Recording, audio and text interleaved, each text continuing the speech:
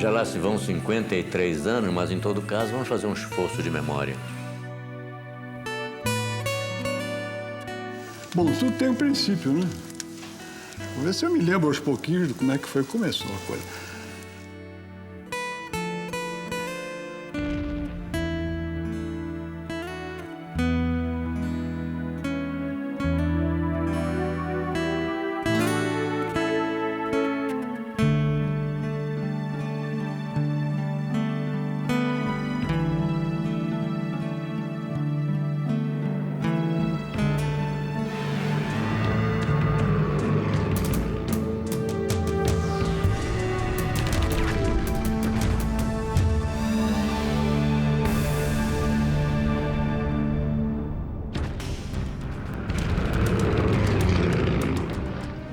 Em 1942, a dura realidade da guerra na Europa se mostra para os brasileiros como acontecimentos de uma terra distante. Fatos acompanhados pelas rádios e jornais da época. A juventude que ingressava na escola militar tinha apenas um sentimento no peito: concretizar a tão sonhada carreira. Jovens em cujos corações cresceriam sentimentos de revolta, detonados principalmente por uma série de acontecimentos ocorridos na costa brasileira. Houve uma sucessão de torpedeamentos de navios nossos. E o povo nas ruas exigia uma reparação a essa agressão totalmente descabida, com perdas inúmeras de vidas valiosas, vidas brasileiras.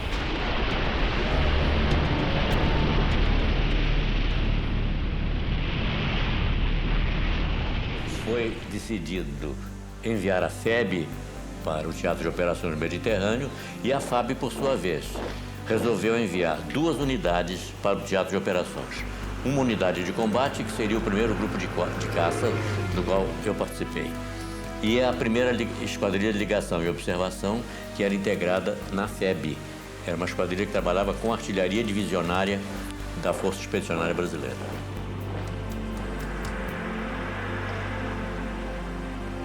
E foi criado o grupo de caça em 18 de dezembro de 43. Entre os voluntários do grupo para comandar a unidade, os mais cotados foram o brigadeiro Nero Moura, que era Major Nero Moura, e o Major José Vicente Faria Lima. Na disputa entre os dois, o Faria Lima chegou a dizer para o ministro Salgado Filho o seguinte: olha,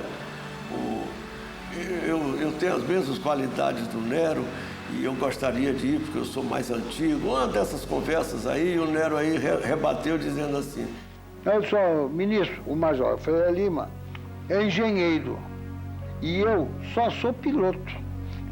Se eu for abatido na guerra, se perde um piloto. Ele é tão piloto quanto eu, mas se ele for abatido, vamos perder um piloto e um engenheiro. Além do mais, é minha função e as unidades são comandadas por pilotos de combate, não por engenheiros. Mas eles são uma reserva de um trabalho mais elevado, mais intelectual.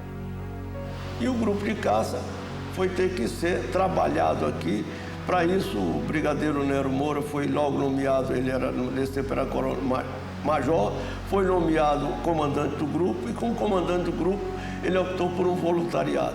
Ele escolheu 16 oficiais e 16 sargentos como seus homens-chave, como os homens que iriam para os Estados Unidos para entrar numa unidade tática de combate, para aprender o que era uma unidade de combate. Fomos para a Flórida, para Orlando, onde fomos treinados por pilotos americanos e ingleses. Eu fui nomeado para ser oficial de ligação no primeiro grupo de caça e fui mandado para Orlando. Ali é que eu já tomei o primeiro contato com o primeiro grupo de caça como tal. Nenhum outro país latino-americano mandou tropas para a Segunda Guerra Mundial nesta fase de operações. As minhas instruções de Washington, do Pentágono, eram que o primeiro grupo de caça tinha que ser um sucesso. E se qualquer um no teatro de operações, mesmo que fosse o comandante do teatro, criasse obstáculos, eu entraria em contato direto com o Pentágono, que eles resolveriam o caso. Terminada a etapa de treinamento em Orlando, os 32 homens-chave partiram para o Panamá. Para um lugarzinho chamado Água Dulce, que nem tinha água nem era dulce, que era um lugar muito seco e árido, mas chamava Água Dulce. Lá nos encontramos com o resto do grupo todo, eu creio que uns 400 homens que tinham ido diretamente do Brasil para lá, para encontrar conosco. Aí então já se sabia que se ia para a Itália, que era um grupo de aviação de caça e que ia fazer parte de um esquadrão americano, de um grupo americano, que nós chamava-se grupo, mas nos Estados Unidos era esquadrão. Íamos fazer parte de um grupo americano e lutar junto com eles lá. O nosso treinamento foi excepcional, porque tivemos um coronel Dissesway que era rigoroso no voo e disciplina. Ele nunca perdeu a oportunidade de nos parar assim, num momento qualquer que a gente começava a afrouxar instruções e assim, lembro, os senhores estão treinando para o combate. Essa é a última chance que os senhores têm. Vamos prestar atenção e vamos levar isso a sério. Quando a gente começava a correr um risco, outro, a fazer uma manobra que fosse arriscada, que não estava previsto, ele dizia assim, eu não quero aqui ninguém morto, porque morto dá trabalho. Tem que arranjar pelotão para dar tiro, toque de silêncio, enterrar e cerimônia fúnebre. Eu não quero ser testemunha de cerimônia fúnebre de ninguém aqui, nenhum brasileiro.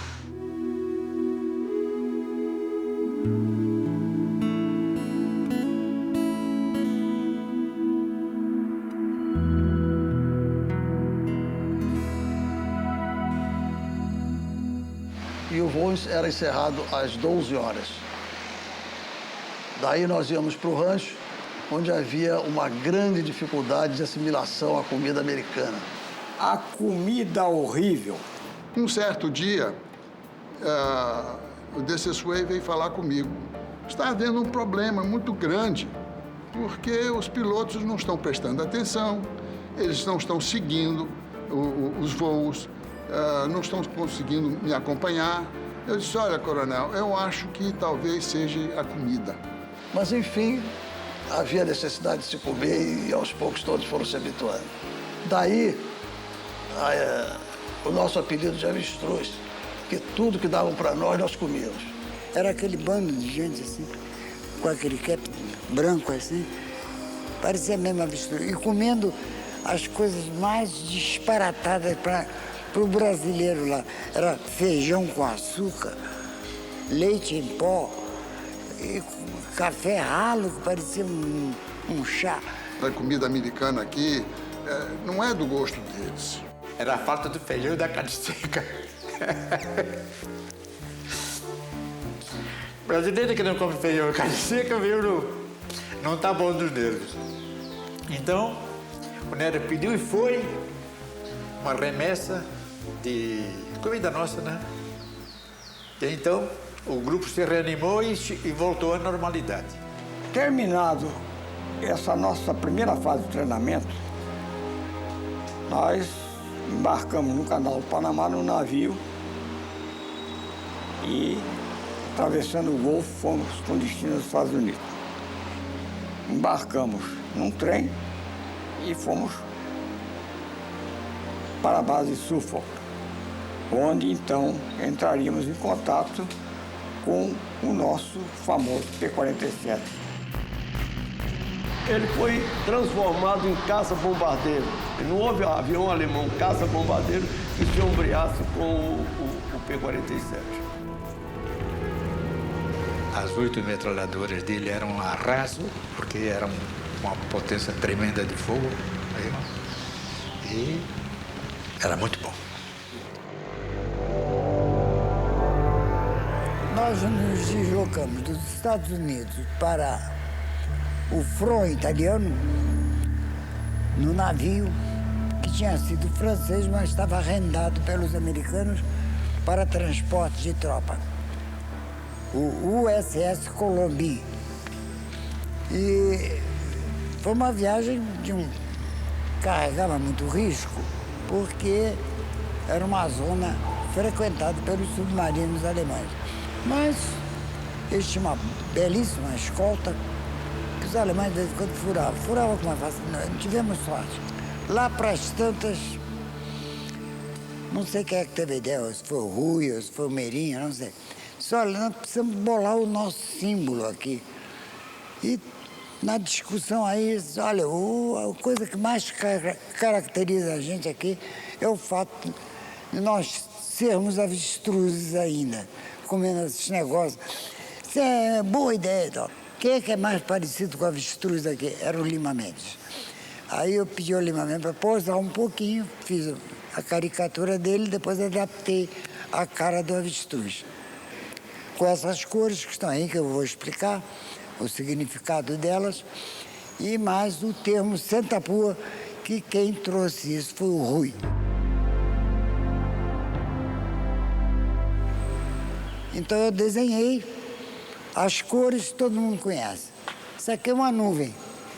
Ali o avestruz trepado na nuvem, que é o chão do avião. O vermelho ali é o céu de guerra. O escudo é a bandeira brasileira, é o escudo do Cruzeiro do Sul. Armei com uma pistola, que era o tiro, né? Botei o cap, né? Aquele cap.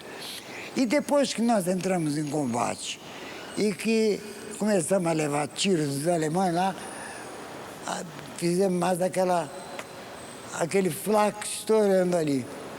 É isso aí, a história do Sentapua. É muito simples, simples. E eu acho que engraçada também, né? Bom, tomamos um navio nos Estados Unidos, chegamos a Livorno, tomamos um trem e num dia de muita chuva, num trem todo furado, vamos acabar em Tarquínia, uma cidadezinha perto de Roma, do tempo dos etruscos.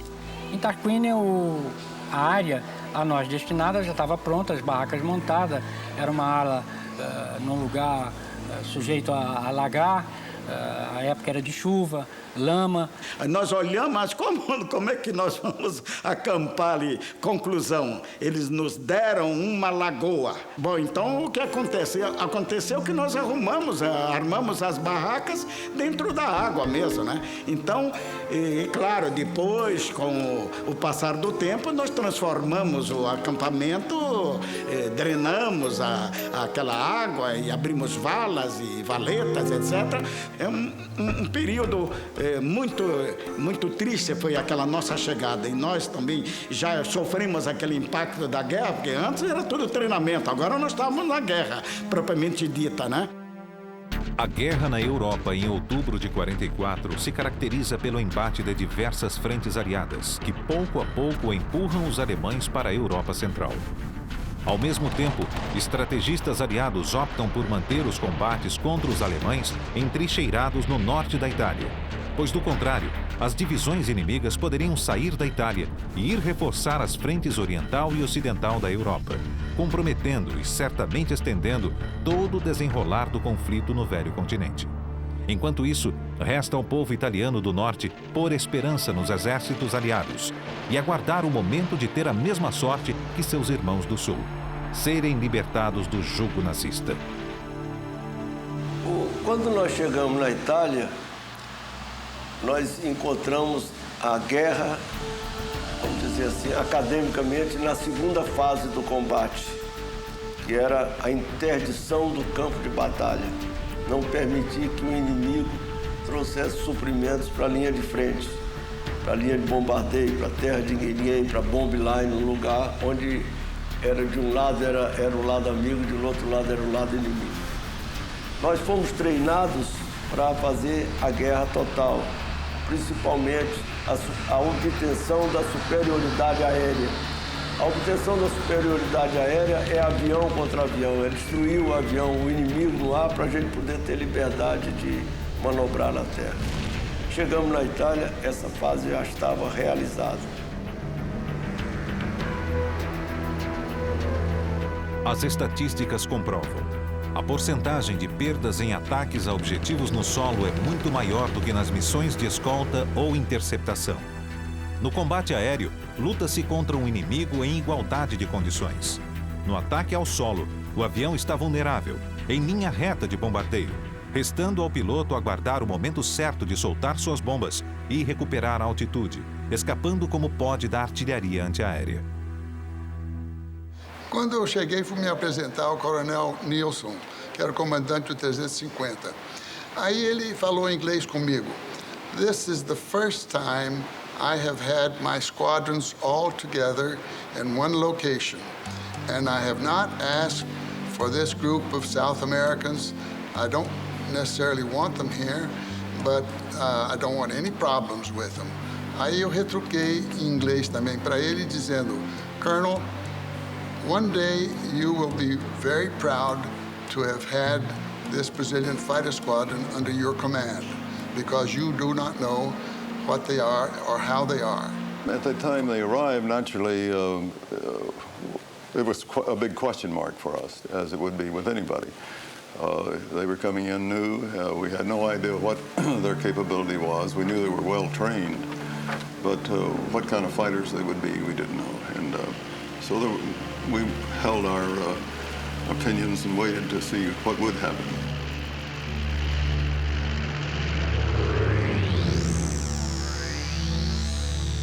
Nós fizemos a primeira missão sempre dentro de uma esquadrilha americana, porque não era interessante botar os 4 pilotos novos fazendo uma primeira missão, porque não se podia saber, imaginar qual seria a reação dos 4 vendo aquele fogo pela primeira vez. A ordem que nós temos é fazer o reconhecimento do Teatro de Operações. Eu acho que eu fui um dos primeiros a voar, não me lembro se teve alguém antes de mim, não, mas eu sei dizer que eu fui dos primeiros a voar. E aí foi um espetáculo para mim, porque as luzes incandescentes tomaram conta do meu, assim, do céu, eram as traçantes, né? Eu pensava assim, Joel, entre esse aqui e outro lá, tem mais 4 balas que estão no meio aí, entendeu? E me acertaram. Acertaram 2 balas, entendi, no meu avião. E eu posso dizer que não posso me esquecer dessa missão.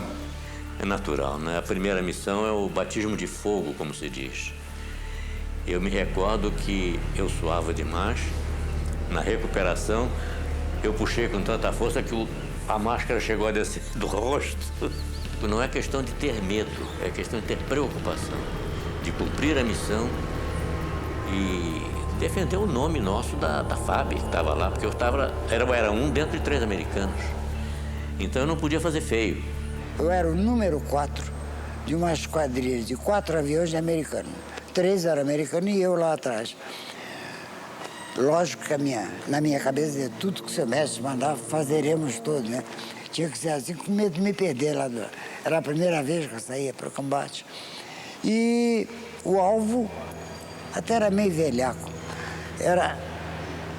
Os partisanos tinham dito que dentro de um túnel em Gênova havia mantimentos e munição, não sei o quê.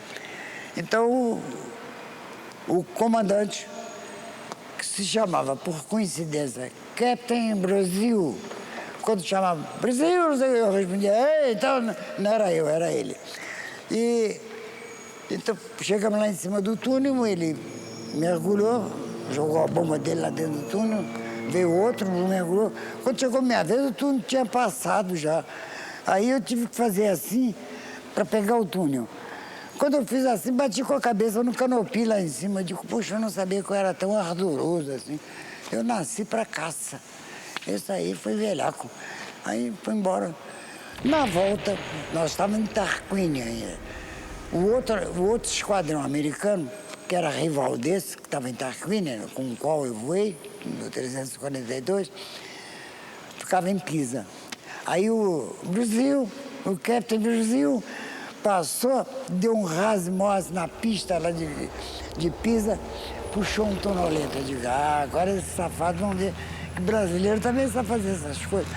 Aí o segundo puxou, pá, puxou o tonolento. O terceiro estava muito perto, não deu para fazer, e eu também. Eram 4, não pude fazer. Aí aterramos. Aterramos, e aí fui para aquela rotina, depois que o avião estaciona. desliga isso, desliga tudo, tem que desligar e tal, tira o fone, e desabotou o cinto. Quando eu vou desabotar, estava desabotoado. Eu na formação de sair, primeira missão, guerra, nunca tinha feito isso na minha vida, esqueci de abotoar o cinto. Se eu tivesse feito tonolento, em vez de eu demonstrar que o brasileiro era bom, esses brasileiros são umas porcarias, morrem fazendo tonolento, morrem no chão na hora. Aí sim, quando eu saí para fumar um cigarrinho, estava difícil acertar a ponta do cigarro, sabe? Tremia, feito maravilha. A minha primeira missão foi feita no dia 6 de novembro de 1944. Era uma missão de ataque a posições de artilharia ao sul de Bolonha.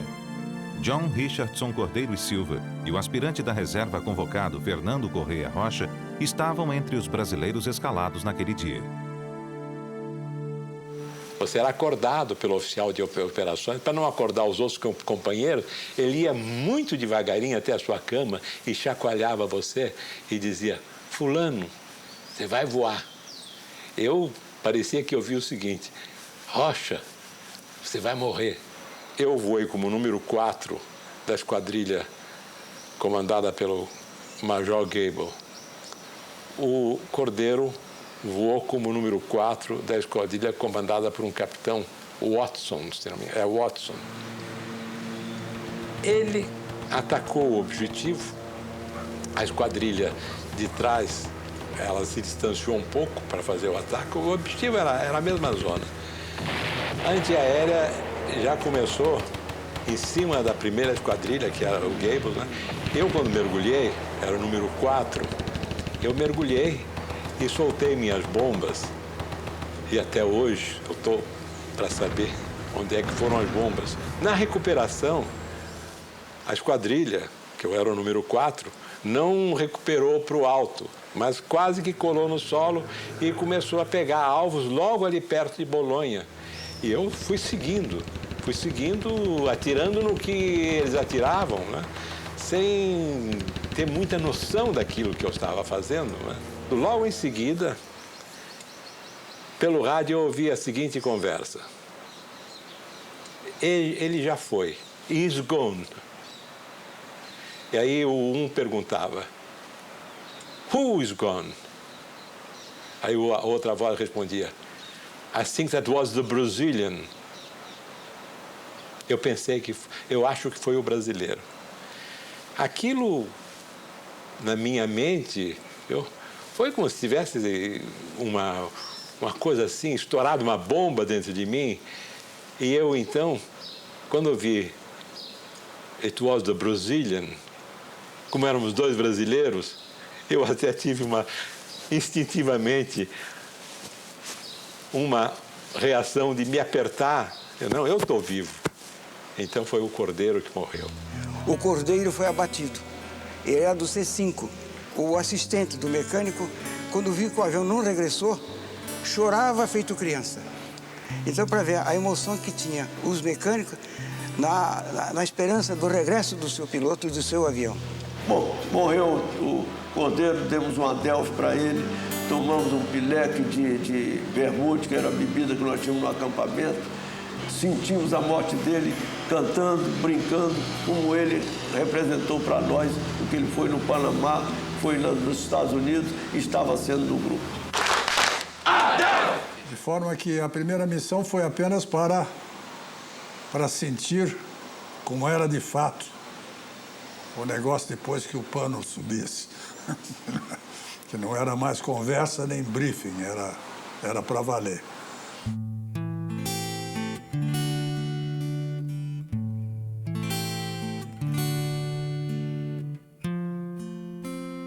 O primeiro grupo de caça começou com o pé esquerdo.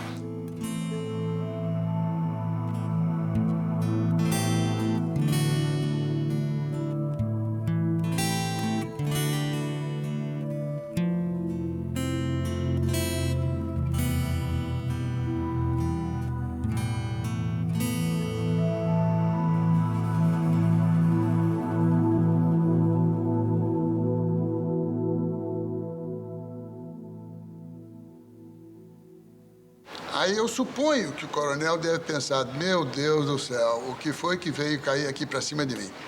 Em todo caso, começamos a voar. Começamos a chegar e dizer, destruímos isso, bombardeamos isso, acertamos esse alvo.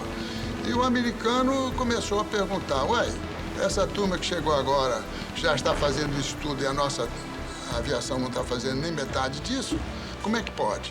Bom, a experiência do Correio foi o seguinte, é a diversidade de voo. Então nos dá uma experiência maior do que daquele voo de rotina de instrução somente.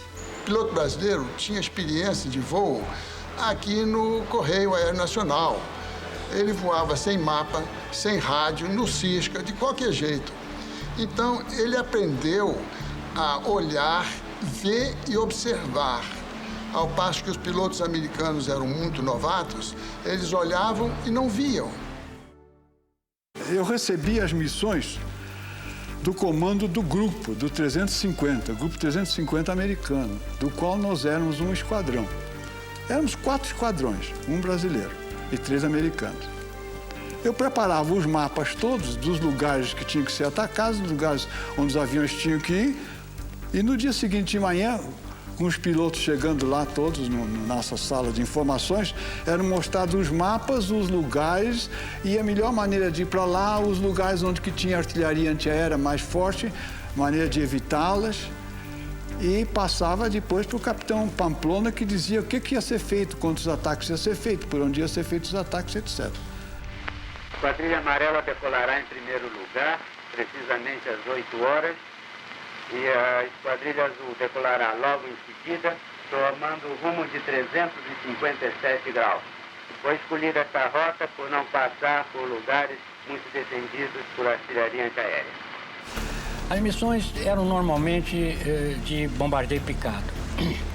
Bombardeio picado é uma operação em que o avião mergulha sobre o objetivo determinado até uma certa altura e dali ele lança as bombas sobre aquele objetivo. É chamado de picado porque o avião representa uma atitude de piquet. Após o ataque, a Esquadrilha Amarela se reunirá ao sul desta cidade e a Esquadrilha Azul ao norte desta outra cidade. E logo depois, quando acabava o bombardeio, era feita uma segunda fase de procura de alvos de oportunidade.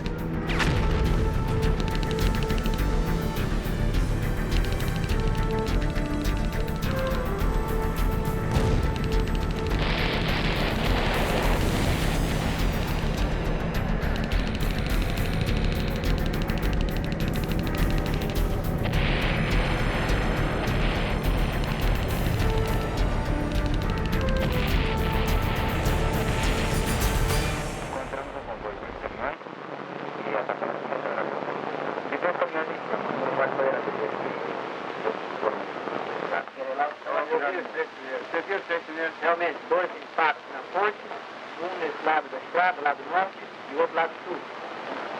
A ponte foi construída, né? Nós movemos o grupo inteiro no mês de dezembro para Pisa, que era praticamente encostado na linha gótica, encostado nos Apeninos. Foi uma experiência maravilhosa, porque foi um grupo de terra na frente, depois seguiu outro, enquanto os aviões estavam voando, fazendo a missão. Quando voltassem, não pousariam mais em Tarquina, pousaria em Pisa, onde estaria todo o grupo já. Pisa foi a nossa segunda e última base na Itália. Depois de passarmos 2 meses em um acampamento, dormindo em barracas de lona, com maior desconforto, chegamos numa cidade que tinha sido bombardeada, não totalmente, apenas em alguns locais. Encontramos um conforto relativo. Ficamos hospedados no antigo albergue Netuno. Era um prédio de esquina com 5 andares, sendo que uma parte estava um pouco afetada por estilhaços de bombardeio. Dali nós partimos para as nossas missões e também para as nossas aventuras, porque afinal nós estávamos numa cidade. Nós tínhamos convívio com com a população e fomos logo muito bem recebidos. E confraternizávamos com os italianos, jogávamos basquetebol, futebol. Era uma vida relativamente, vamos dizer assim, boa, mas tinha as missões que não eram... cada dia eram mais duras. A antiaérea alemã cada dia mais forte.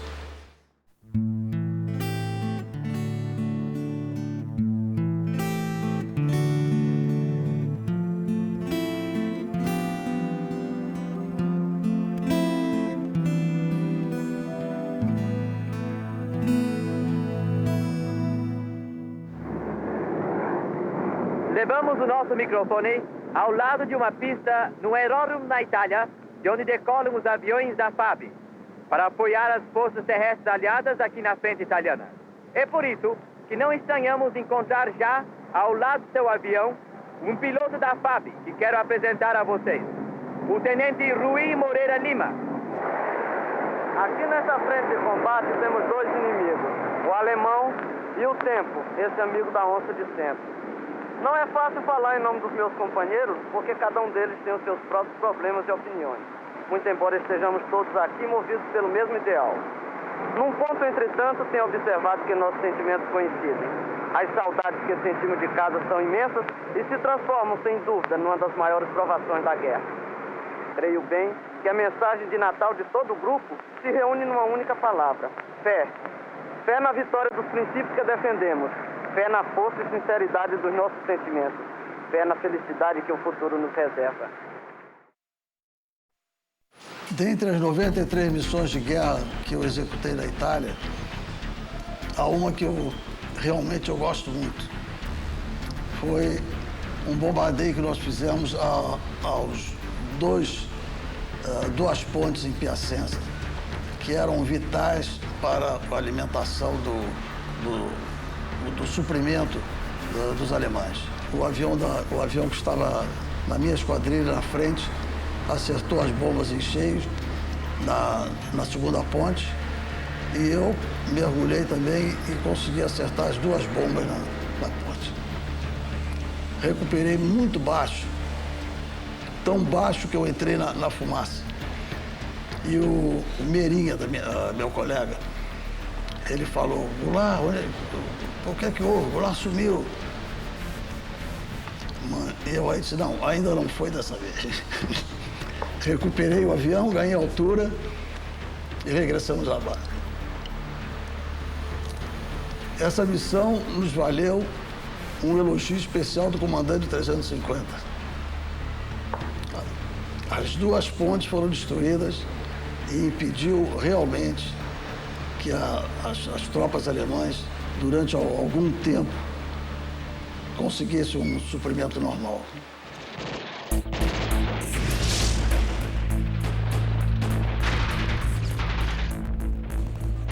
E eu me recordo de uma missão que nós realizamos em Monte Castelo.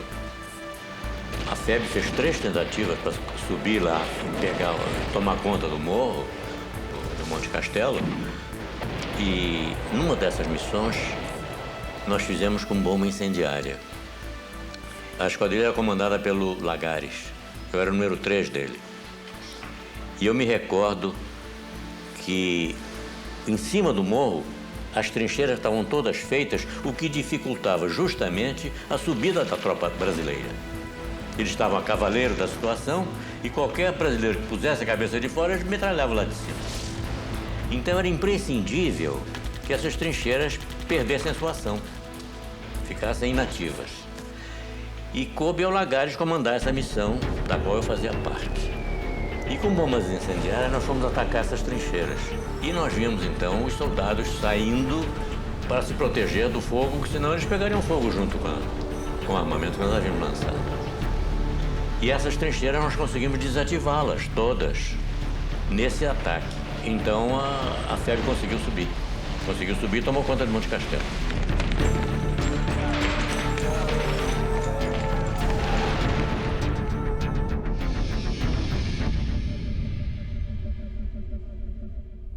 Levei tiro de todo jeito, todos nós. Não é vantagem nem desvantagem. Aconteceu com todos nós.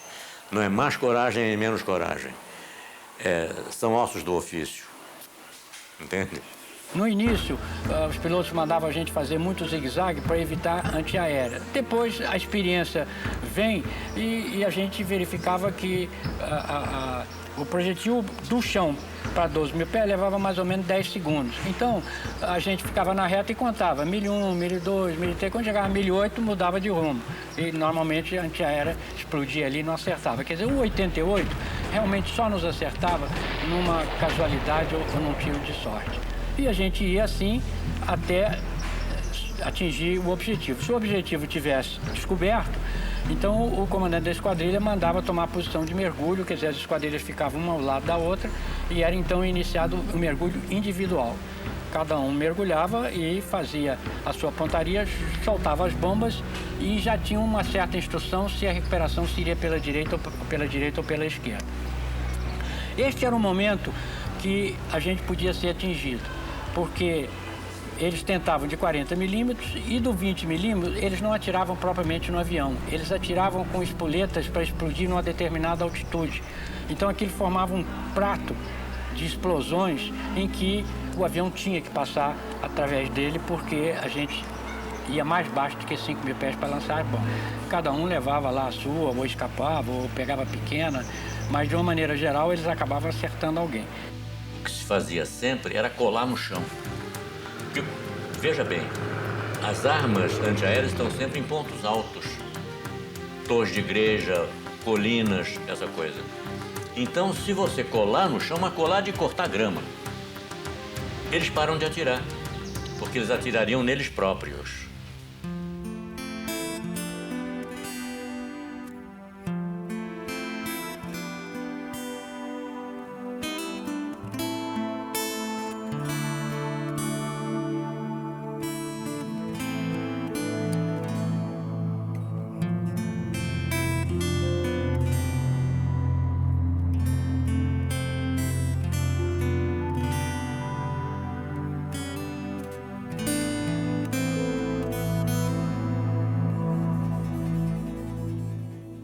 Os nossos soldados, os nossos mecânicos eram fantásticos.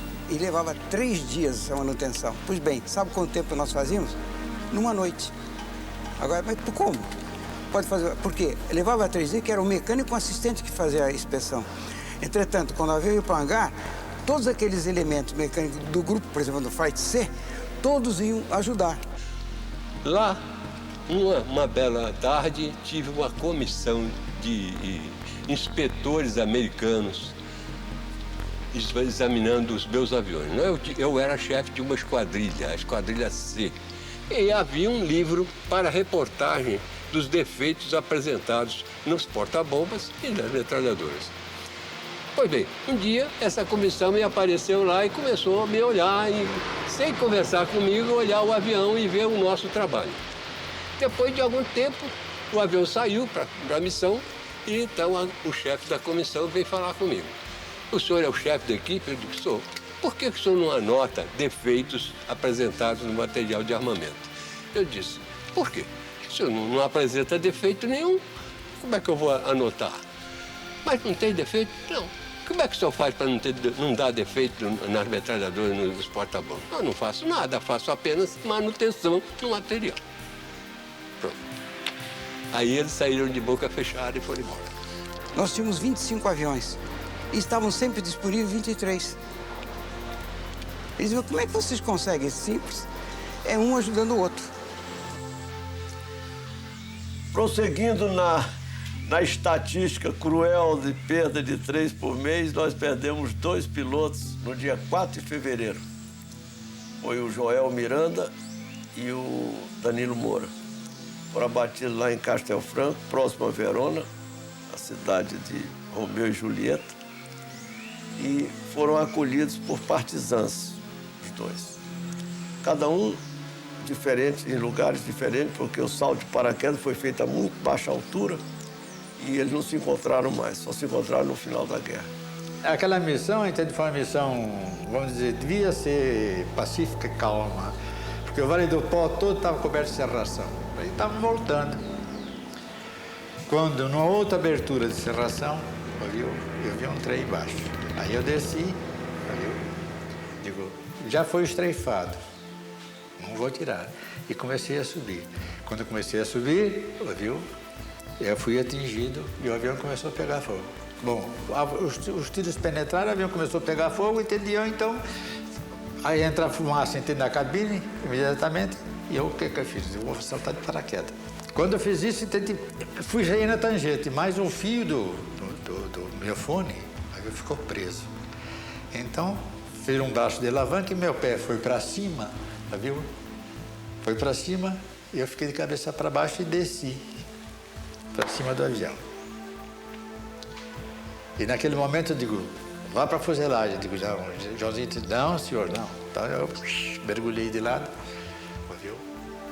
E com esse braço eu empurrei meu corpo para longe do avião. Tá? De cabeça para baixo assim, né? Então, tá.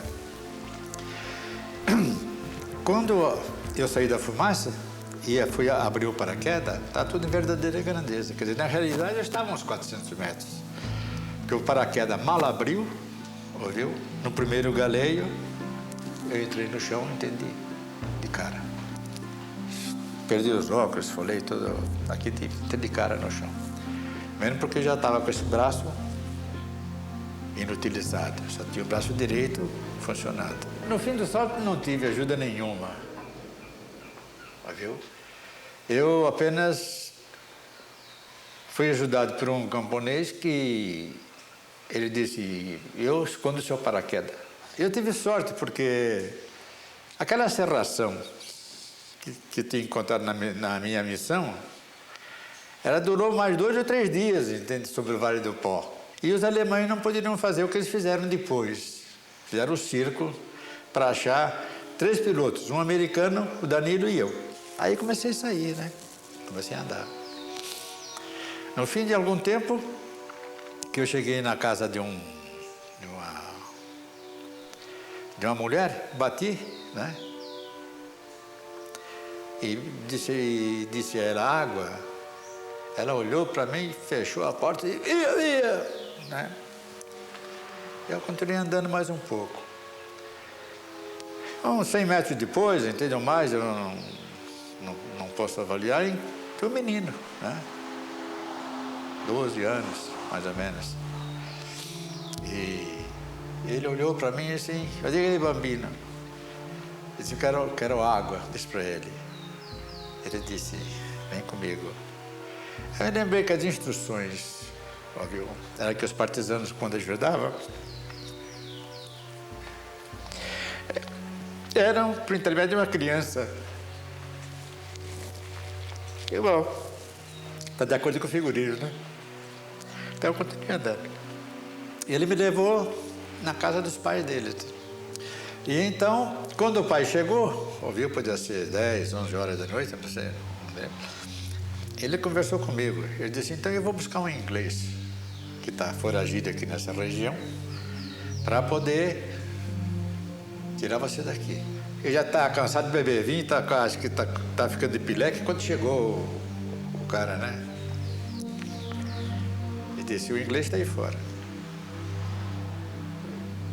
Bom, está na esquina do lado de fora da casa. Eu peguei minha pistola, armei, saí. Andei, cheguei até perto de um vulto, né? Está perto do vulto aí uns 2 metros, mais ou menos. Eu digo, você que é o inglês? Ele me respondeu, eu sou soldado do 8º Exército. E estou aqui já desde 1942. Né? Digo, mas você não é inglês. Sua pronúncia não é de inglês.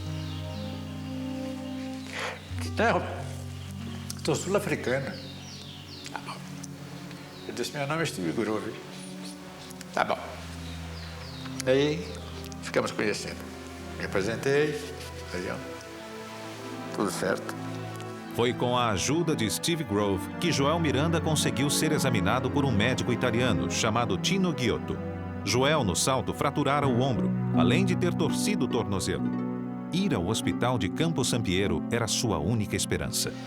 Mas tinha uma dificuldade, que o Tino, italiano, ele era não andava lá, quer dizer, ele trabalhava lá, mas a direção não era dele, era só de oficiais alemães, médicos, né? Então, como é que eu ia utilizar o equipamento de raio-x, viu? Sem que o alemão soubesse? Então, as freiras inventaram o seguinte: vamos fazer uma homenagem a ele, a médico alemão. Nessa homenagem tem que durar 1 hora, que era tempo de eu entrar, fazer radiografias e sair. Entendeu? E assim foi feito. Mas acontece que, não sei se por um defeito qualquer lá, a radioscopia não deu certo. Então ele teria que fazer a radiografia mesmo, entende?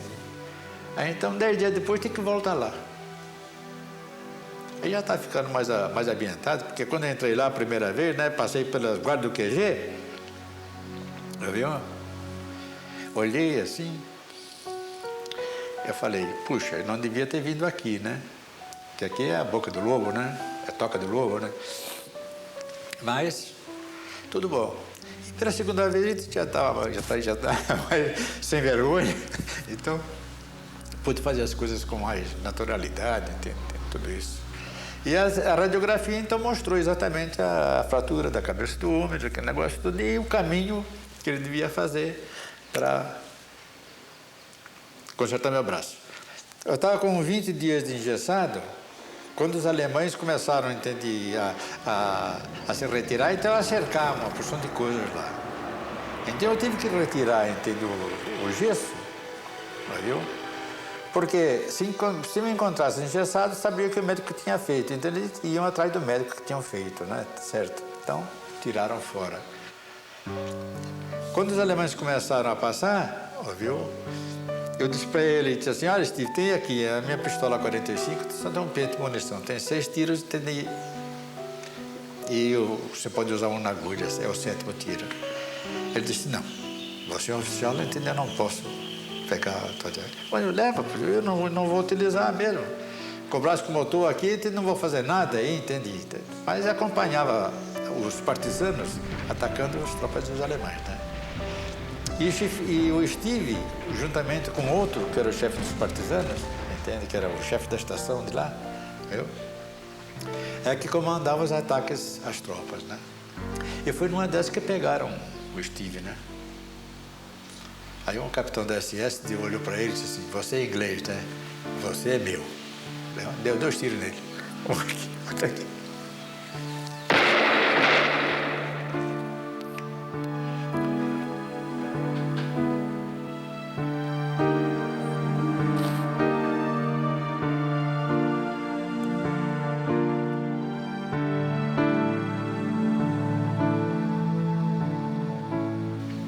Bom, acabada a guerra, eu estava lá com umas famílias de partisanos. Depois nós voltamos para a base. Voltando para a base, eu fui lá no Serviço Secreto Inglês, né?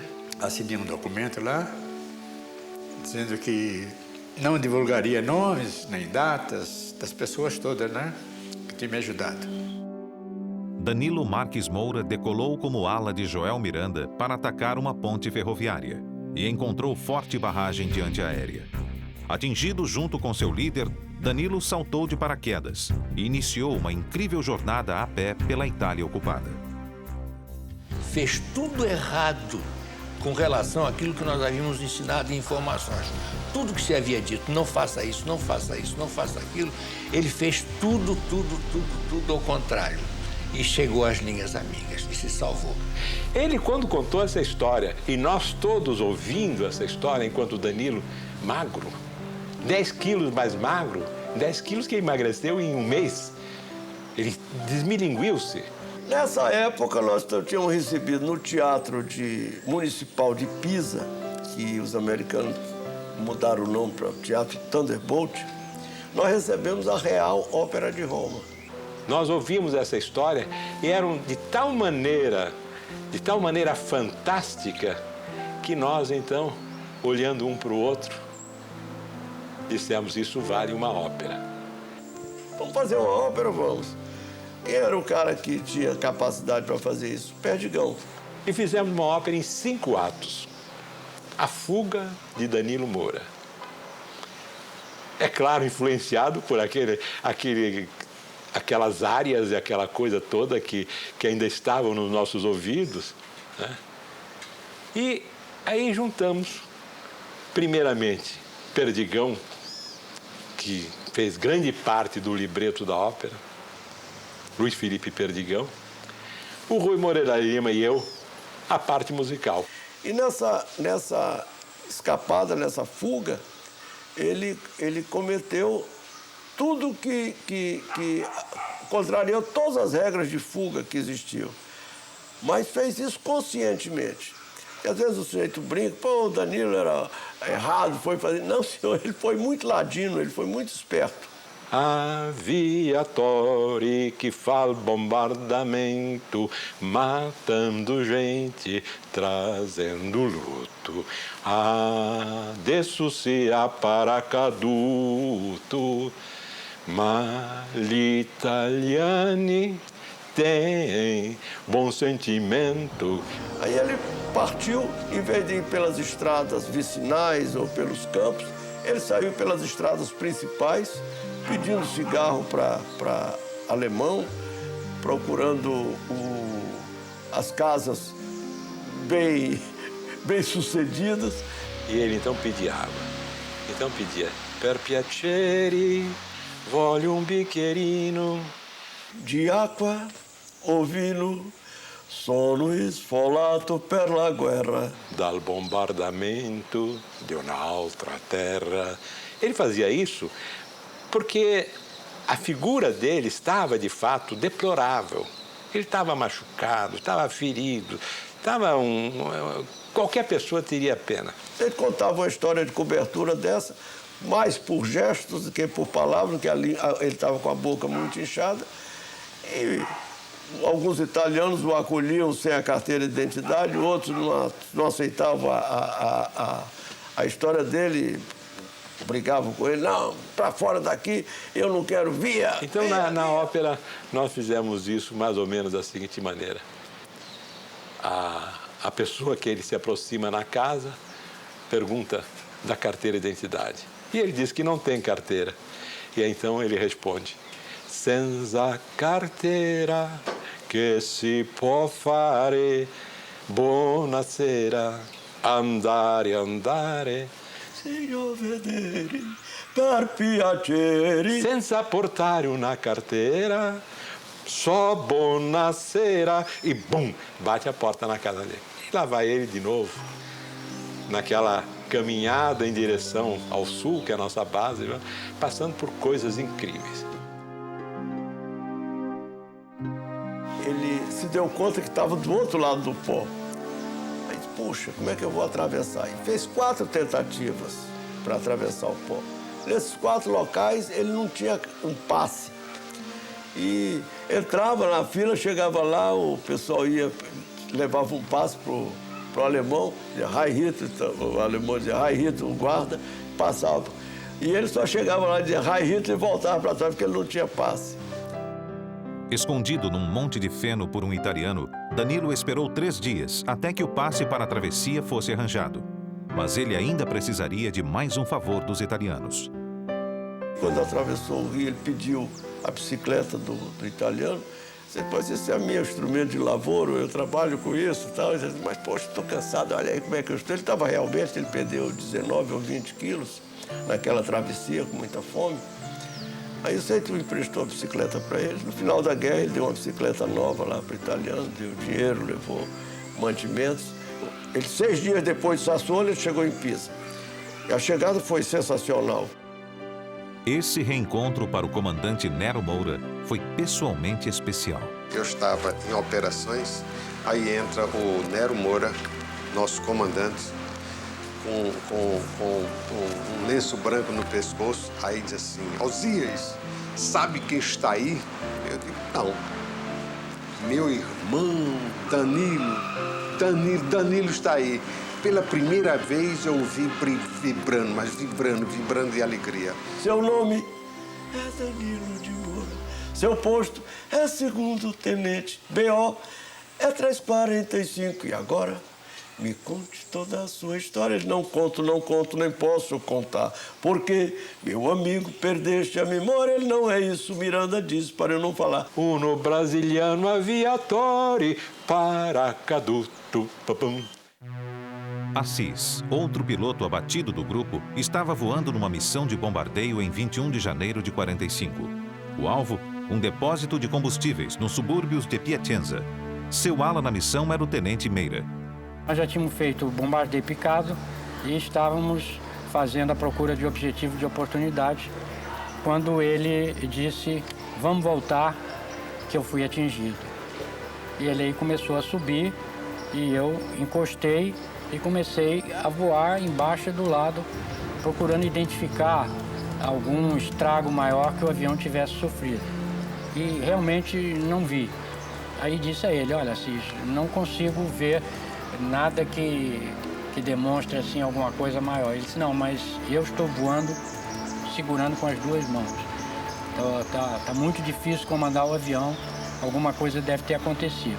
Mais ou menos faltando uns 5 minutos para cruzar a linha de frente, começou a sair fogo do escapamento de supercharger que fica na parte posterior, que o piloto não vê. E eu fiquei naquele drama de consciência do que fazer, porque eu raciocinava, se eu disser que está saindo fogo, ele vai saltar. Se eu não disser, essa porcaria pode explodir e ele vai junto. Aí eu resolvi falar e disse para ele, se está saindo fogo no supercharger. Ele disse, aí eu vou saltar. Aí começou os preparativos, jogou fora o canopi, desligou o oxigênio, aí desligou os fones e nesse momento o fogo parou. E eu quis avisar ele, mas ele não o via mais. Aí eu não tive outra alternativa a não ser ficar olhando o que ia acontecer. Assis, capturado, foi encaminhado a Frankfurt, sendo por diversas vezes interrogado. Em especial, o interrogatório com um padre alemão que havia morado 16 anos na Bahia. Conforme treinamento, respondia apenas nome, número e posto. Ele apenas não contava com a tortura psicológica na forma de um simples envelope que lhe fora entregue. Dentro estavam uma carta, um ticket de cinema de Pisa e um dog tag, a plaqueta de identificação do tenente Medeiros, que fora abatido ao atacar uma locomotiva e permanecia desaparecido. A primeira notícia que chegou é que ele teria saltado de paraquedas e estava salvo. Tivemos notícia deles através de uma rádio alemã, que diz que ele estava prisioneiro. E a Yolanda, que era a noiva dele também, e que também estava sempre lá em casa, ele disse, Yolanda, não se preocupe, o Maurício está bem lá com os alemães, mas ele vai voltar porque está prisioneiro. Mas depois chegou a outra notícia, viemos a saber que ele saltou de paraquedas e caiu num fio de alta tensão, tá, etc., e desapareceu. E na realidade, Maurício havia morrido.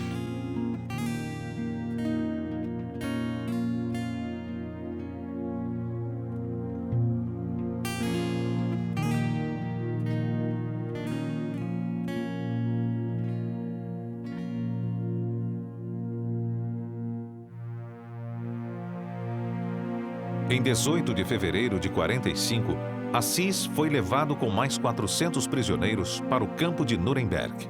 Só a 3 de abril de 45 foi que Assis encontrou o também prisioneiro Otton Correia Neto. Ao nos avistarmos, cumprimentamos, essa coisa toda, ele perguntou pelos companheiros como é que estava a situação, como é que estava o Meira, como é que estão os amigões dele, né? Mais íntimos. Esquecendo até meu nome. Aí eu notei que ele estava atacado de alguma coisa, né? Porque estava sangrando nas gengivas, que era uma avitaminose, com consequência já do seu mês e pouco de prisioneiro antes de mim. Correia Neto fora abatido ao experimentar foguetes de 105 milímetros pela primeira vez dentro do grupo de caça. Ao pedir autorização para experimentar os foguetes na nossa base, eu recebi a negativa interessante do comando americano, que eu experimentasse no inimigo. Não tinha foguete para experimentar aqui, não. Tinha que se experimentar no inimigo. A minha dúvida era o seguinte, que, como eu hoje sei, depois da experiência, que o alcance do foguete para você chegar, a distância é boa, essa distância é muito próxima. Ao atirar 1, 2, 3 vezes, eu fui atingido antes. Levei um tranco no motor e parou de estalo. Fez aquele silêncio e eu só tive a solução de recuperar o avião numa posição de fugir do tiro e lá em cima jogar fora o canopy, aqueles elementos que me seguravam no avião, e levar o avião para frente, saltando depois da recuperação. Foi uma sensação naturalmente violenta, mas de ter que fugir, tem que escapar dessa maneira. Saltei do avião e o resto foi esperar a queda do avião, que eu não vi mais, e retardar a abertura do paraquedas para evitar ser aprisionado rapidamente. Enfim, seguir as instruções que foram muito bem dadas e repetidas durante os treinamentos. Finalmente cheguei ao solo e dei um puxão forte e mesmo assim eu caí sentado violentamente sob o calcanhar e no chão. Chegou a turma e um guarda alemão armado me apontando a arma. Eu então fui obrigado a me levantar de mãos para o alto, e ele e um outro companheiro dele chegaram, me desarmaram e me conduziram preso para um quartel de alemães nas proximidades. Assim foi a minha chegada ao solo. Eu me lembro que na ocasião me perguntaram o que eu achava, que sensação eu tinha tido ao chegar ao solo.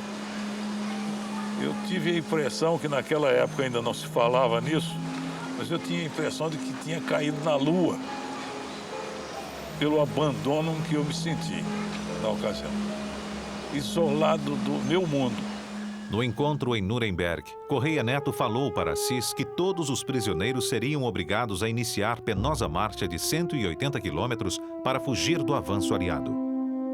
Com ele, especificamente, e com o Correia Neto, aconteceu um fato que é proibido pela Convenção de Genebra. Quando as tropas aliadas começaram a chegar, eles evacuaram esse campo para um campo mais à retaguarda, obrigando que os prisioneiros andassem 2 ou 3 dias e noites debaixo de chuva, o que é terminantemente proibido. Foi quando o Eisenhower fez até uma proclamação: se isso acontecesse novamente, eles começariam a matar prisioneiros alemães nos Estados Unidos. Durante essas marchas que fizemos, muita coisa aconteceu com relação ao comportamento dos prisioneiros e dos próprios americanos, companheiros que se faziam de enfermeiros para socorrer os outros. Quer dizer, esses andavam mais do dobro. Eles andavam, voltavam, davam remédio, voltavam para acompanhar os companheiros doentes. É uma demonstração de solidariedade, de companheirismo a toda a prova. Isso eu vi, não esqueço nunca mais. A 15 de abril de 45, entraram no campo de prisioneiros de Mosberg, a nordeste de Munique. A permanência em Mosberg foi até 29 de abril, dia que as tropas do general Patton invadiram a cidade. Houve umas rajadas de metralhadora que assustou, fez muita gente procurar abrigo e, em seguida, uma gritaria infernal, mas ao mesmo tempo alegre. Foi o que aconteceu quando as tropas ultrapassaram o campo e não se via mais guarda nenhum, todo mundo meteu o pé e nós ficamos felizes de ver no outro lado da cidadezinha de Moosberg a bandeira americana. No dia que ele chegou, eu fui recebê-lo lá no campo, né? Aí quando ele desceu do B-25, eu confesso que intimamente eu olhei para ele e disse assim, poxa, não deve ser tão difícil esse negócio de prisioneiro, porque ele estava gordinho, recheado, entendeu? Aí chegou e entregaram ele para os médicos, né? Uma semana depois, o homem estava emagrecendo assustadoramente. Aí eu ainda mexi com os médicos, pô, o cara vem gordo, o cara na mão de vocês aqui, vocês estão emagrecendo. Ele disse, Meira, estava inchado. Quer dizer, ele tinha tido piorreia, basite, tinha passado o diabo naqueles campos de concentração, não propriamente de maltrato. Há um engano muito grande ao longo dos anos. Aquilo que se vê no cinema, dos judeus e tudo aquilo era um problema estrito da SS do Hitler. As Forças Armadas não participavam daquilo. É claro que a vida era difícil, o lugar de dormir 10 tinha 40, não tinha comida, mas aquele tipo de atrocidade nunca foi.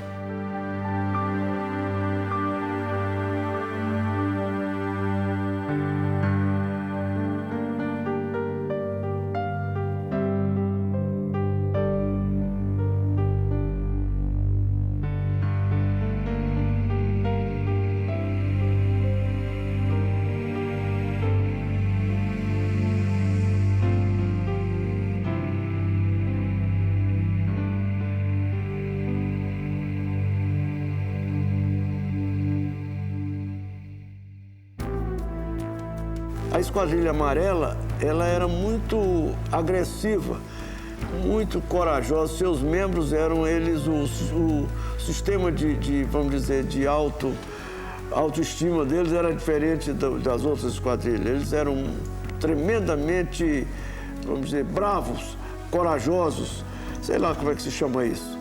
Então, eles perderam essa esquadrilha toda. Caiu o Joel, caiu o Danilo, caiu o Dornelles, caiu o Medeiros, caiu o Brandini, caiu o Mota Paz. Acabou a esquadrilha, acabou a esquadrilha. Como não tinha piloto de recompletamento, passaram a ter 3 esquadrilhas só. E nós passamos com esses 22 pilotos a voar com 3 esquadrilhas. O problema do recompletamento na Itália vinha se tornando crítico. A perda era uma média de 3 pilotos por mês e vinha se acumulando desde o início das operações em novembro de 44. A minha impressão pessoal disso e pelo que eu vivi posteriormente é que realmente o Ministério não viveu a situação. Foi criado o grupo de caça, foi mandado e todo mundo ficou esperando. Ninguém tomou uma providência de continuidade da operação. Uma operação de guerra não é uma coisa que a gente decida, entre nela e saia fora. A gente tem que dar uma continuidade, tem que haver suprimento de material e tem que haver ressuprimento de pessoal, que é o recompletamento. Sem isso, a unidade simplesmente para. A minha turma foi a última que terminou o treinamento de P-47 nos Estados Unidos. Quer dizer, a questão pessoal é mais de frustração de não ter conseguido aquilo que desejava. Não veio o recompletamento, nós aí passamos a voar mais. Voando mais, nós nos tornamos veteraníssimos. E no final da guerra, as 2 últimas semanas da guerra, também não é mil panos ser brasileiro, não. Era obrigação nossa. Nós enxergávamos muito mais do que os americanos, que eram rapazes que tinham 250 horas e estavam entrando em combate. Quer dizer, eles não tinham a obrigação de ter aquela experiência que nós tínhamos, e nós tínhamos. Até abril de 45, os alemães estavam localizados na linha gótica. Com a melhoria do tempo, quer dizer, com a primavera, a chegada da primavera em abril, o comando do Teatro Mediterrâneo determinou que fosse desencadeada uma ofensiva contra os alemães, que ficou chamada Ofensiva da Primavera. Já era evidente para todos nós que o final estava muito próximo. Os alemães já estavam na correria, já tinha sido rompida a linha de frente, o americano aprofundava a todo vapor, mesmo largando o alemão para trás. O que ele queria era chegar no Passo do Brena para fechar a saída, de maneira que a gente contava que estava por poucos dias. Houve a convocação dos comandantes de unidades de caça, lá na sala do 350, do coronel Nils, que era o nosso comandante operacional, e ele disse o seguinte: olha, nós vamos fazer entre 6 de abril e 29 de abril um esforço máximo. Esse esforço vai constar de 44 sortidas diárias. Virou-se então para o Coronel Nero e disse: olha, Nero, os seus rapazes já chegaram ao limite da resistência humana. Eles não precisam mais fazer esse esforço, inclusive porque vocês só têm 22 pilotos e eu não vou exigir que um piloto de vocês faça 2 ou 3 missões por dia.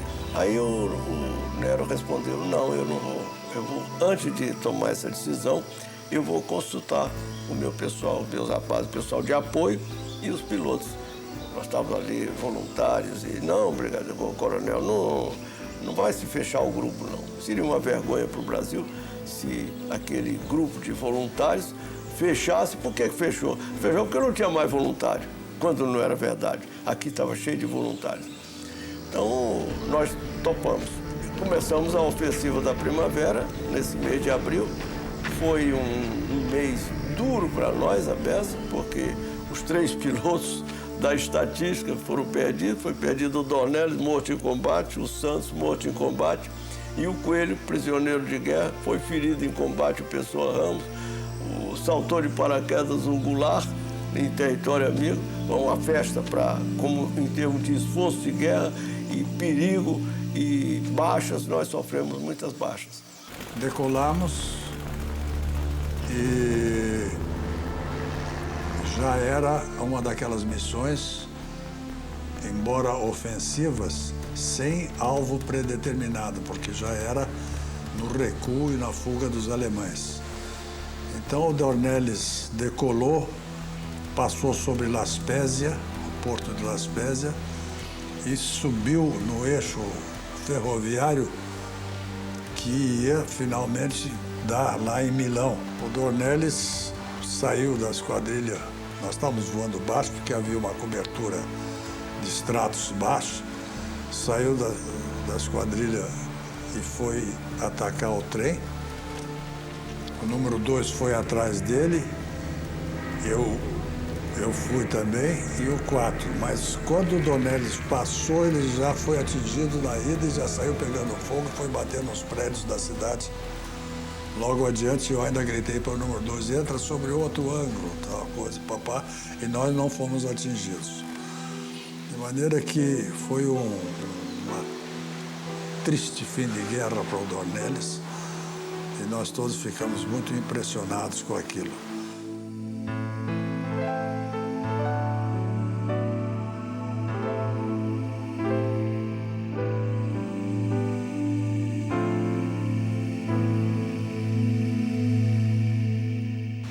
O ataque rasante, além dos perigos da antiaérea, quando você fazia um ataque a um depósito de combustível ou a um depósito de munição, você corria o risco de explodir com a explosão.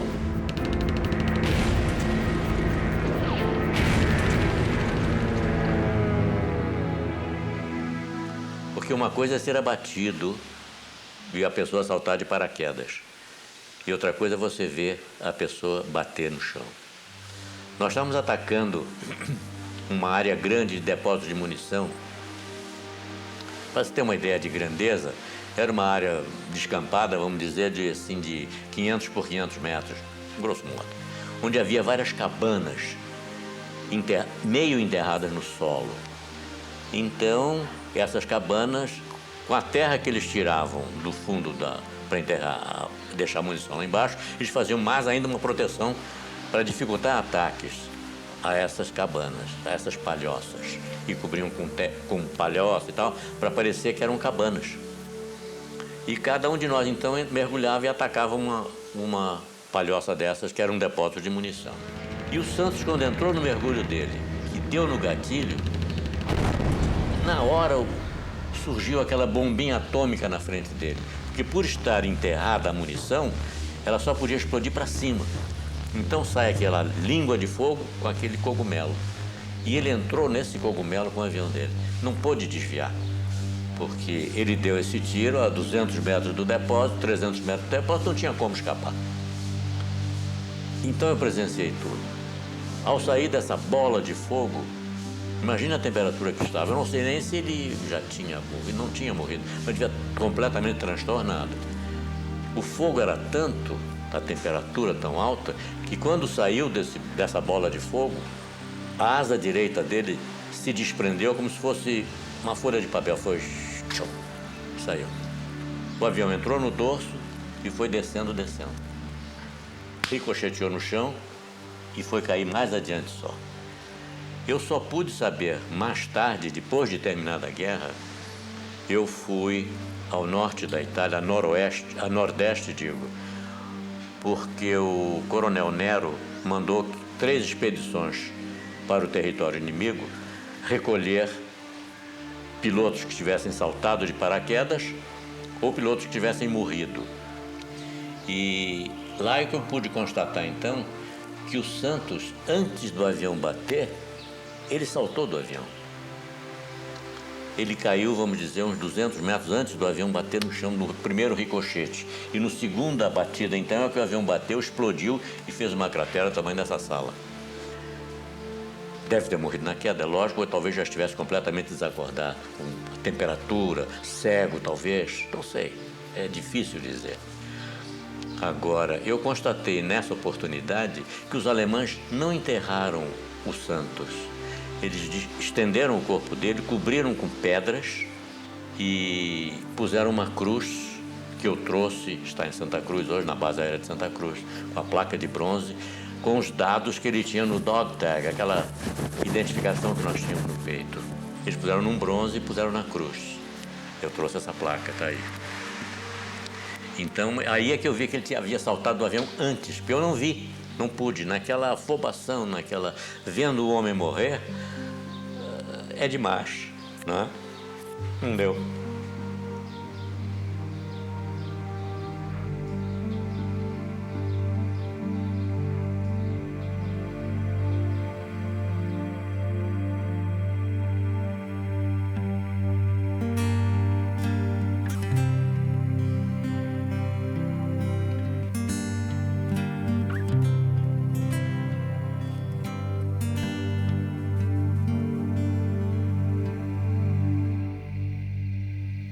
Foi a casaça, eram 8 aviões e nessa missão eu fui atingido gravemente e meu avião pegou fogo.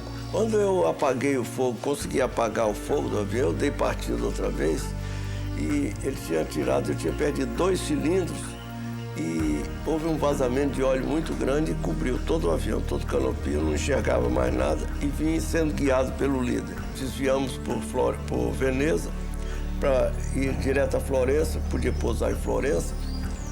Nós tínhamos visto na ida, no briefing tinha sido apresentado um campo de pouso estreado ali, eu estava uma semana no teatro, de poloneses da RAF.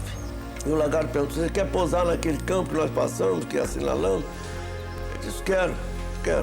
Aí ele me guiou, ficou atrás de mim, curva para a direita, curva para a esquerda, perde tantos pés de altura, eu fui perdendo, pousei o avião. Me lembro muito bem. Eu estava lá na base quando vi esse avião T-47 Thunderbolt pousar e notei que tinha a insígnia da FAB, né?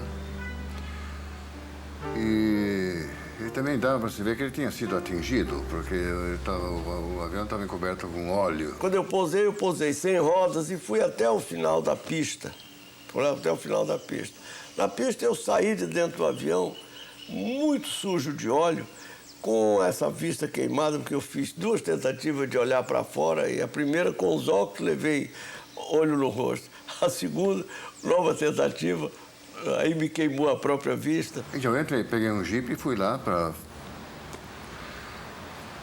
Tem que estabelecer um contato, porque eu presumi que o piloto a bordo possivelmente necessitaria algum auxílio, não? Eu cheguei lá no campo e saiu a ambulância, o carro de incêndio, e veio um jipão, e no jipão, sentado no capô do jipão, vinha um inglês, o sujeito da RAF, fardado da RAF, estava condecorado. Farda da RAF, hein? Ele presumiu que eu era inglês e isso e nada mais. E diz assim, você é brasileiro? E eu esperava tudo, menos encontrar um sujeito da rapa falando português daquele jeito. Eu digo, yes.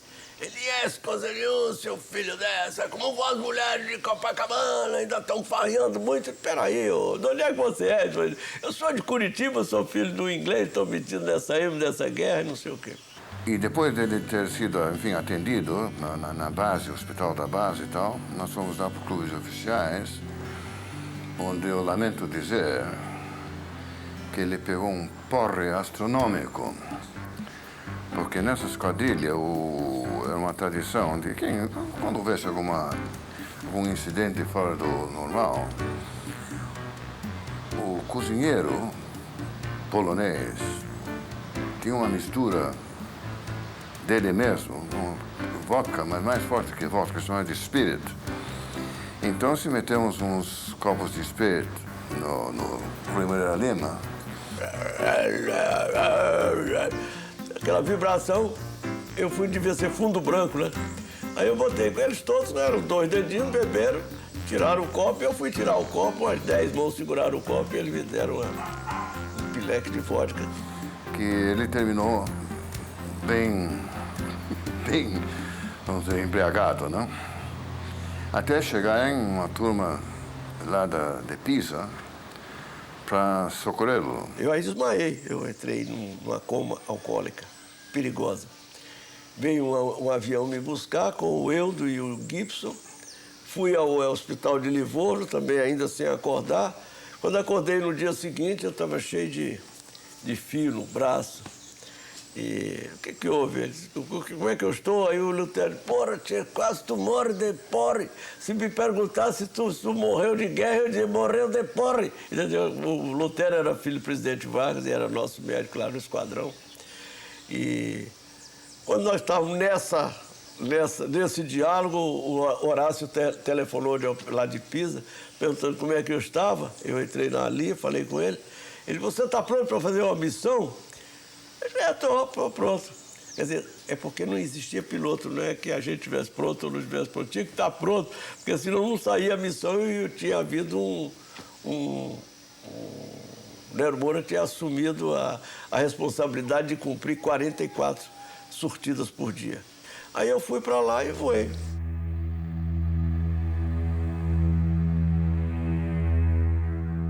Os nossos pilotos eram de uma bravura e de uma garra tão grande que eles ficavam aborrecidos quando o serviço médico exigia a permanência deles em terra para um tratamento.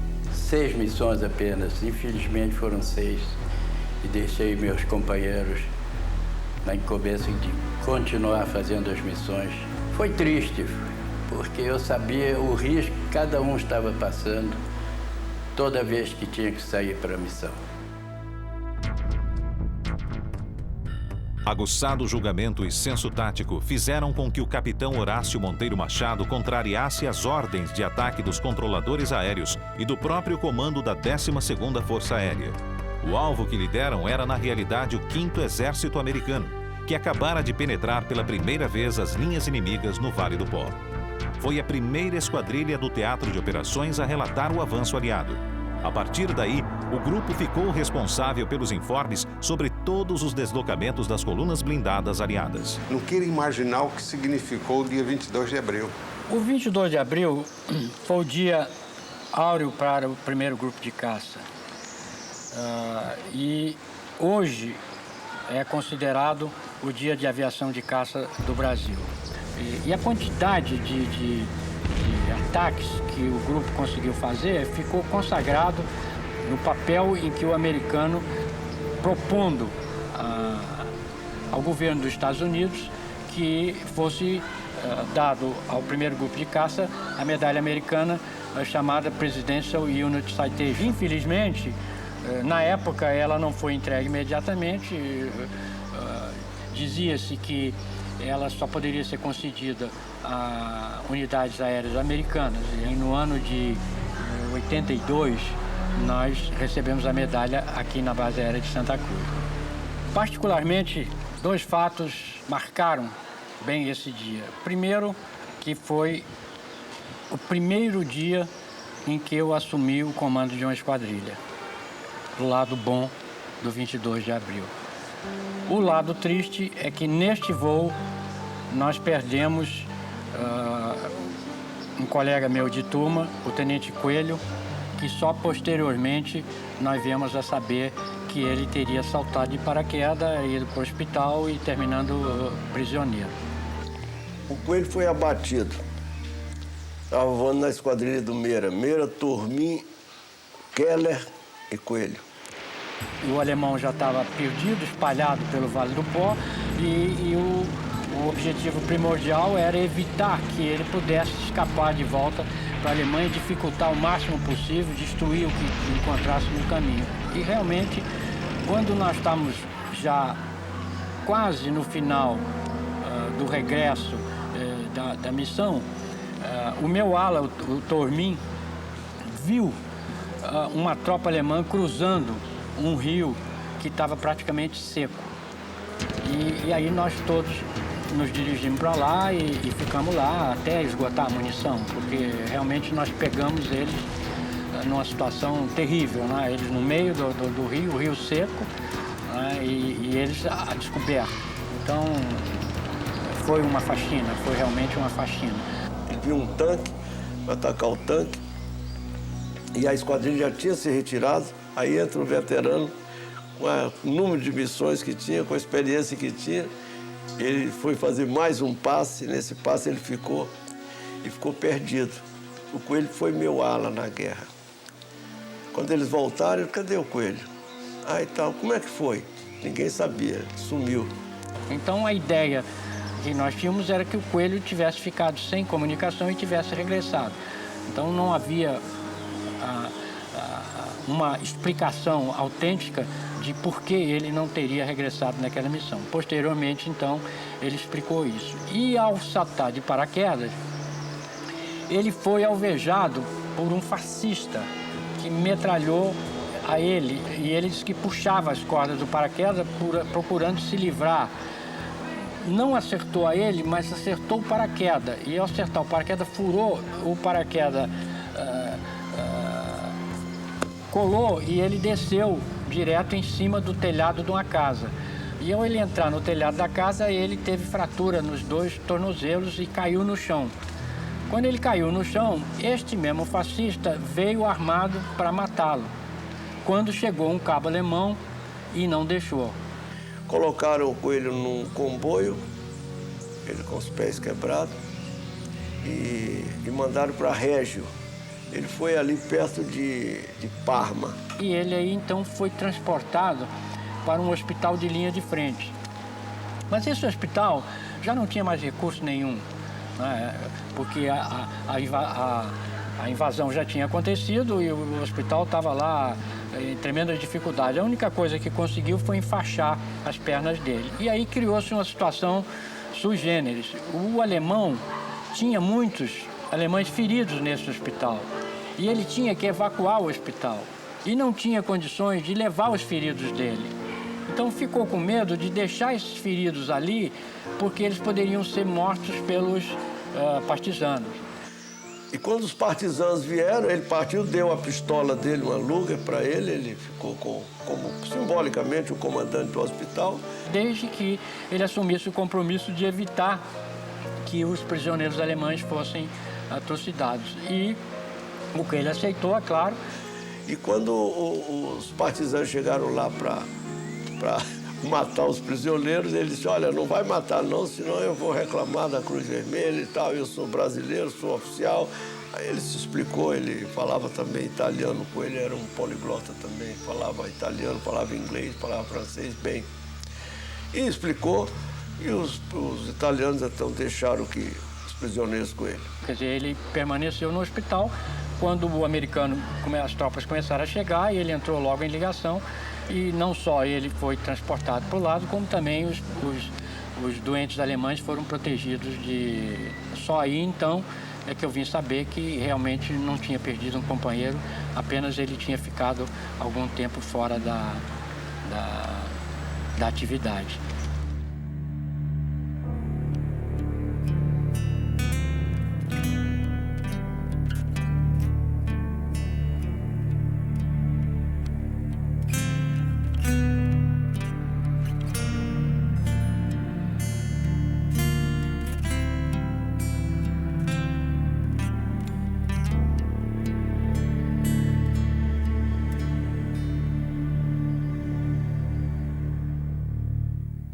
Outro foi o Perdigão, ao atacar um trem lá em Casarça. Nós já havíamos praticamente terminado a missão e já estávamos regressando mais ou menos a 10 mil pés de altitude, quando o Perdigão avistou uma série de carros de estrada de ferro estacionados num pátio de manobra. E comentou: olha lá quantos carros, eu vou descer para atacar. Eu me lembro que eu ainda retruquei: Perdigão, eu acho que vai encontrar lixo, porque o alemão nunca deixou um vagão sequer num pátio de manobra, não é possível que essa quantidade, eu acho que tinha mais de 20 carros estacionados. Aí ele disse: não tem importância, mas eu vou lá para ver, você fica aí. Então eu fiquei como de cadeira cativa, eu e o Paulo sobrevoando e assistindo o ataque dele. Ele entrou no sentido longitudinal, que era comum, a gente atirando nos carros, dando aquelas rajadas curtas. E ele mergulhou e teve um pouco de sorte, porque começou a atirar ainda de uma certa distância. Então eu cheguei a ver aquela poeira se levantando das balas que atingiam o chão, quando repentinamente eu cheguei a quase que ter uma sensação que eu estava tremendo, que eu vi o chão quase todo dar aquela tremida violenta e todos aqueles vagões explodirem ao mesmo tempo. Uma coisa violentíssima. Todo mundo que estava voando no Vale do Pó chegou a comentar: olha lá, pô, chegou a fumaça a 10 mil pés de altura. Foi tão violenta que o Perdigão, não podendo mais sair, ele passou dentro do fogo da explosão. E no filme dele de combate, que ainda está lá no museu, aparece um pedaço de trilho de uns 4 metros rodando na frente dele. Se aquele trilho pegasse no avião, provavelmente ele não voltaria ao Brasil, ele ficaria lá. Aí nós encostamos nele e aguenta aí que você está indo bem. Ele aí começou a se recuperar, mas nas pontas da asa tem a parte que cobre as luzes, é de plástico, aquilo tudo derreteu. Uma parte imensa do avião ficou preto, foi um negócio escandaloso.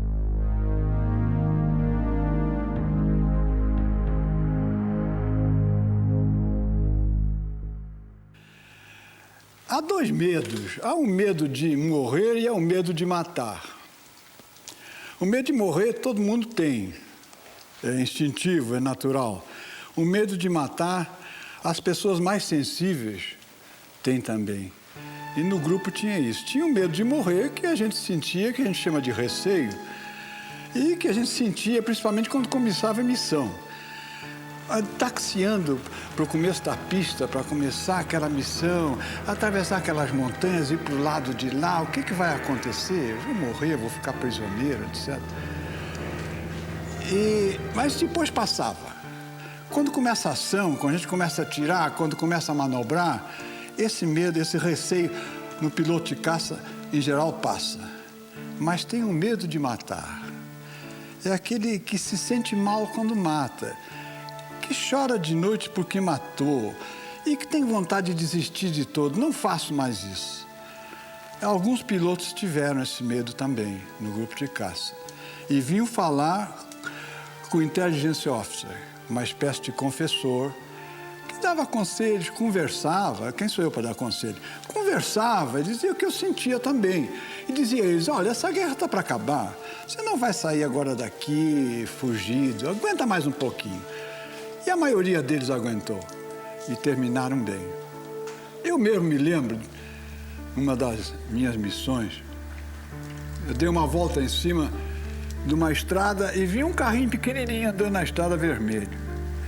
Eu dei a primeira passagem e não atirei. Era a hora de atirar em tudo que se movesse, né? Aí saiu um homem de dentro do carro, deu uma volta. Quando ele viu o avião indo embora, ele voltou para dentro do carro. Mas aí o avião estava voltando. E aí eu tive que atirar. E aí o carro explodiu. E é uma coisa que me repugna até hoje quando eu penso nisso. Coitado, né? Talvez não fosse nem de guerra, talvez fosse até contra os alemães. Morreu.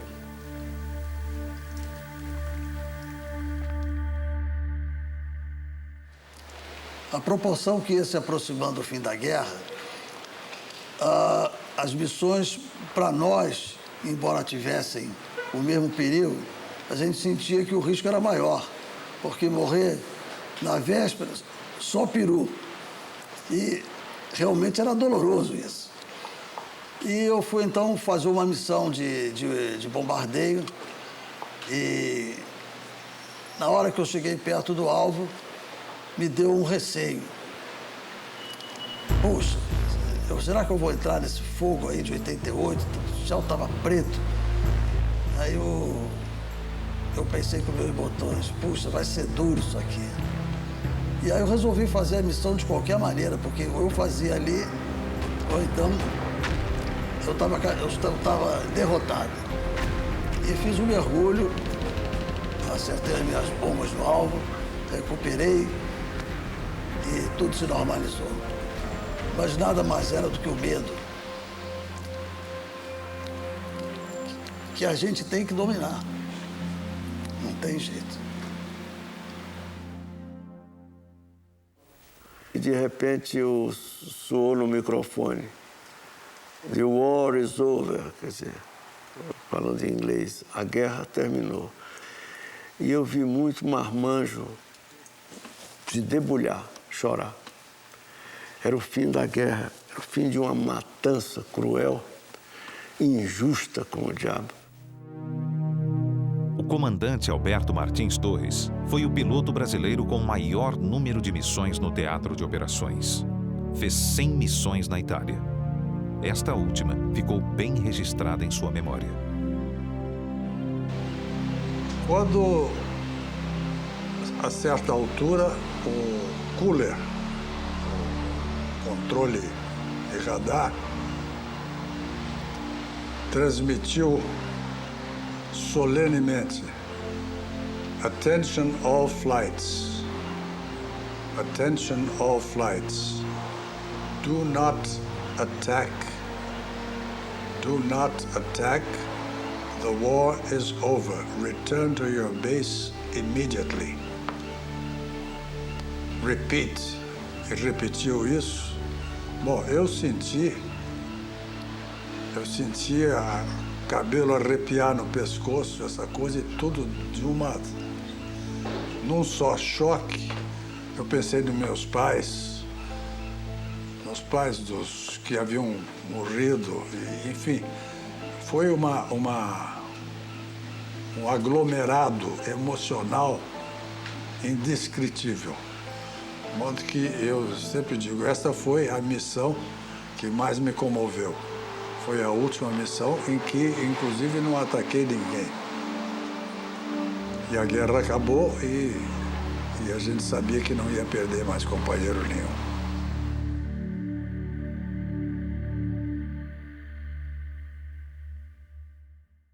Todos nós estávamos ansiosos para regressar ao Brasil.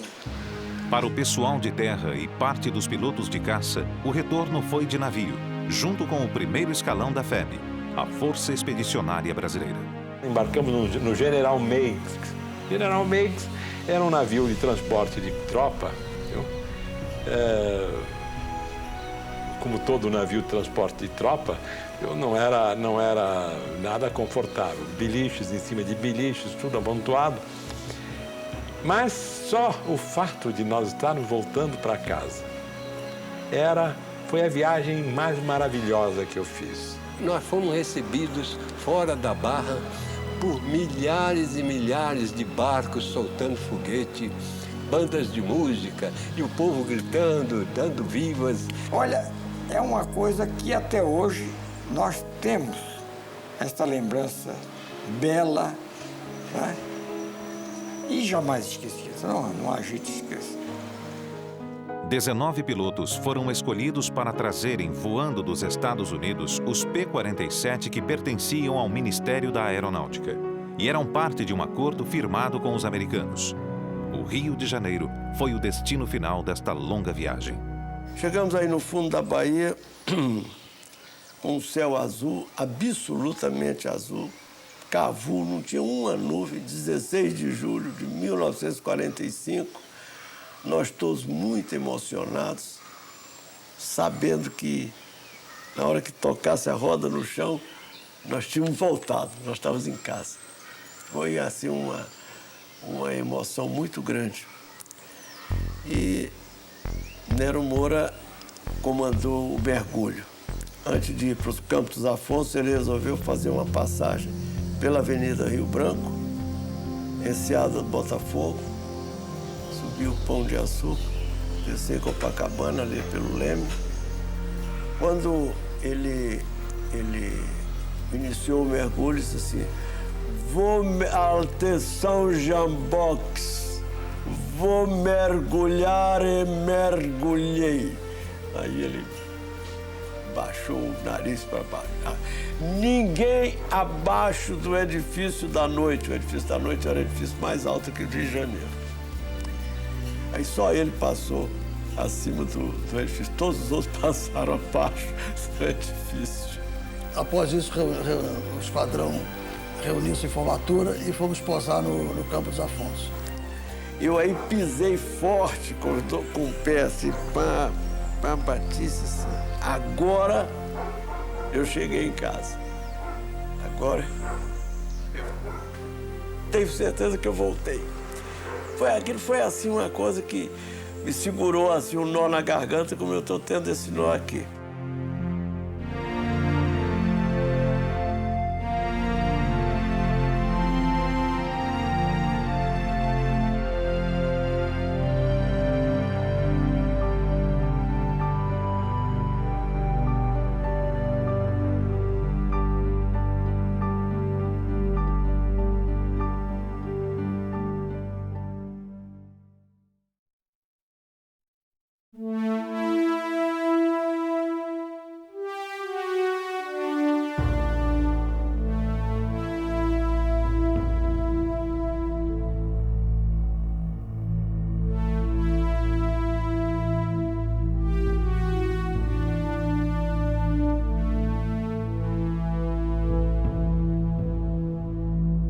Ninguém se considerava ache.